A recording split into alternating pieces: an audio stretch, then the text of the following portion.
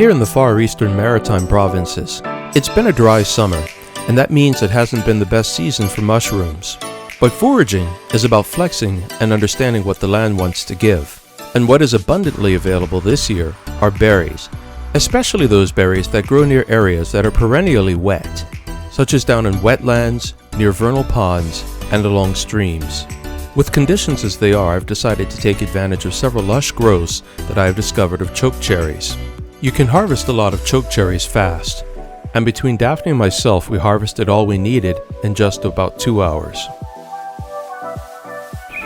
It's not very hard to identify chokecherries, especially when the shrubs are in fruit, and once you learn the simple principles and see them, you'll never forget.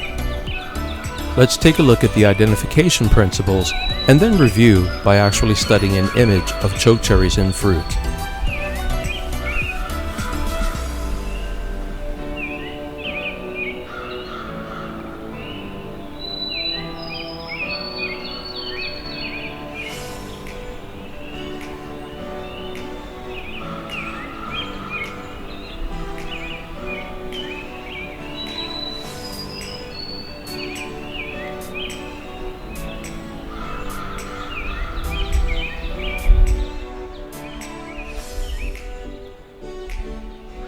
Let's take a look at a fruiting branch of chokecherries and put all this information together.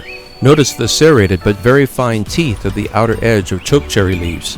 Its cousins, blackcherries and pincherries, have rounded teeth. Also note the web of very fine vein structure running throughout the leaves. Here, note the central stem of the fruit-bearing raceme is green to reddish, and right here you can see the reddish coloration taking over the central stem even more clearly. On young fruit-bearing growth, the thin bark can be peeled away easily with your thumbnail, and will smell of bitter almonds. The cherries themselves hang in clusters something like grape bunches, and they do look like cherries, just smaller. Generally, chokecherries fresh off the tree will be somewhat bitter or astringent. The difference between bitterness and astringency is that bitterness is a taste, while astringency is a sensation.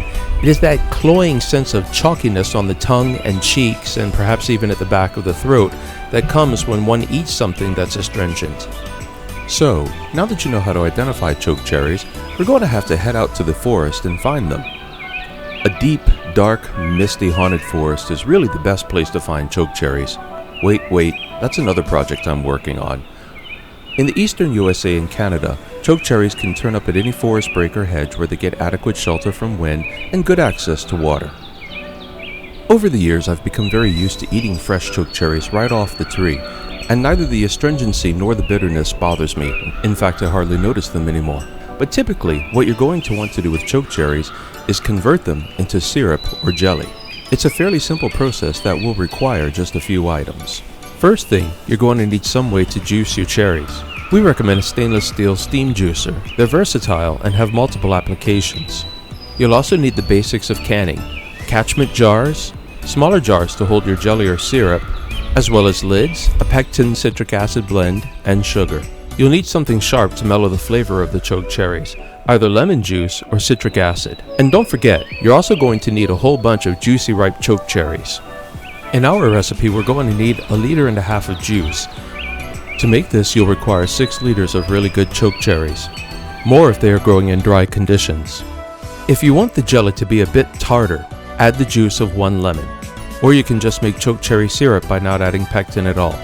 The first thing you're going to have to do is sort out the cherries. This is a somewhat tedious but unavoidable process, at which time you want to remove the stems, leaves, and the inedible cherries, those cherries that might be over or underripe.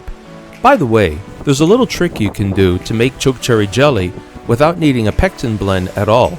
Simply make sure that about 10% of the chokecherries that you add to the blend are a little underripe. You'll know they're underripe when they're red, but they haven't yet really acquired that firm, rubbery feel that ripe cherries do. The astringency of the underripe chokecherries serves to help firm up the jelly. It's a nice day, so we've decided to do this tedious part of the task out under the beautiful open sky. Now I'm going to teach you a little trick that removes most of the astringency that chokecherries are infamous for. Once they're sorted, put them in the freezer and leave them there overnight. The freezing process seems to break down the chemicals that cause the astringency, and the resulting cherry juice will be much more pleasantly mild. The next day, set up your steam juicer and transfer the chokecherries into it.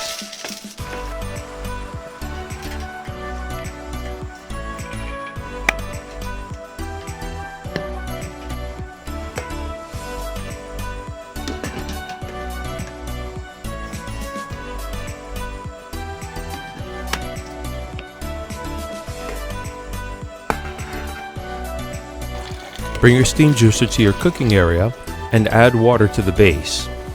This probably goes without saying, but be sure to add enough water that it doesn't all evaporate away before you're done, otherwise you could damage your juicer.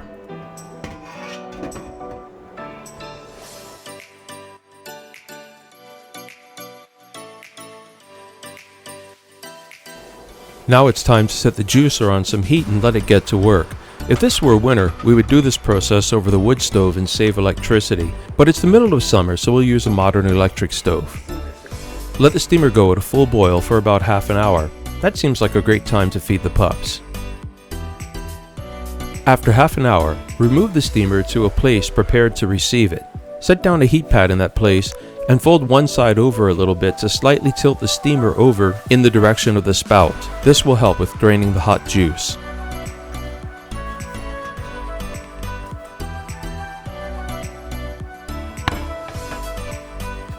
Dump the hot water from the lower pot for safety's sake, in order to ensure that you do not accidentally spill it and burn yourself while collecting the juice.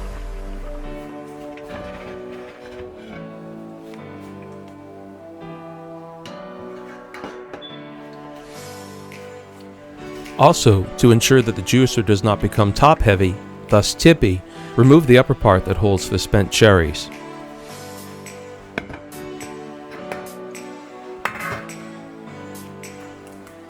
The cherries, when properly juiced, should look pale, and the steamed juice should likewise look pale. That paleness is actually the result of proteins in the juice that will skim off a bit later on in the process of making jelly and syrup. If only you could be standing here though. It smells wonderful. The whole kitchen smells of cherries.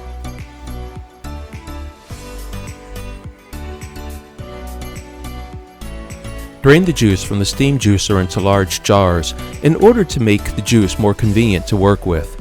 That juice is very hot, and this is just another step in ensuring that one can work with it safely.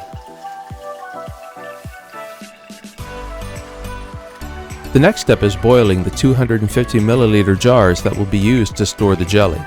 This can be done while prepping the juice. Boil the jars for 10 minutes in a large pot sufficient to cover them with an inch of water. At the same time, place the lids of the jars in a bowl of hot, not boiling water to sterilize and prepare them for their role in preserving the jelly. While the jars and lids are sterilizing, we can finally get around to actually turning the juice into jelly.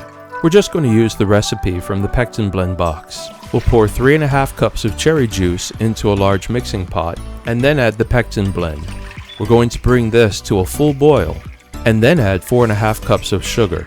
The sugar will cool it slightly. Just continue stirring until it resumes a full boil, which will only take a moment. Let it boil for a solid minute.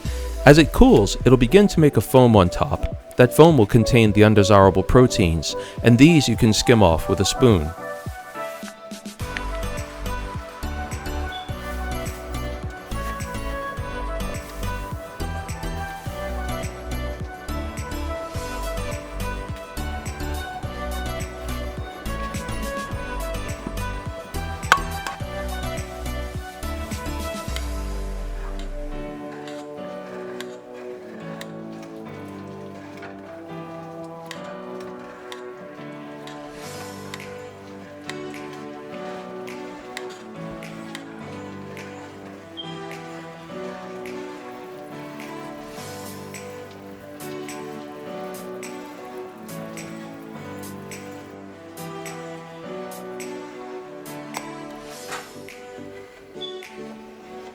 Patience is the name of the game here. You don't want to accidentally stir that foam back into the jelly. The canning jars have been boiling for about 10 minutes now and are ready to go. At this point, the process is very straightforward. Daphne is going to use the tongs to remove the hot jars, one at a time as she works with each, so that they remain hot and sterilized.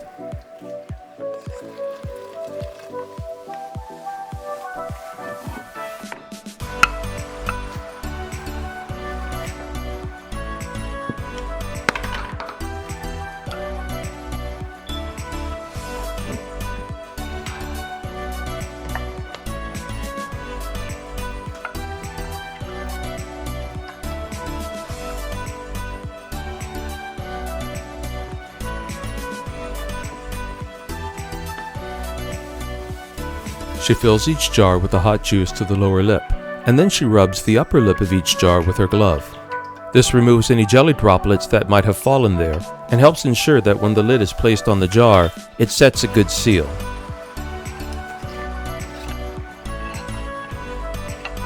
After all the jars have been filled and sealed, she places them back in the lower part of the canner, which has been filled with water that will go an inch over the jars. This is brought to a roiling boil for 10 more minutes and ensures the contents of the jars are properly sterilized. After the jars have been boiled, they are removed to slowly and naturally cool, which ensures they do not crack. Once cool, it's time to enjoy. Remember, if you prefer syrup instead of jelly, just don't add pectin, though you may still want to add citric acid or lemon juice. Bon appétit!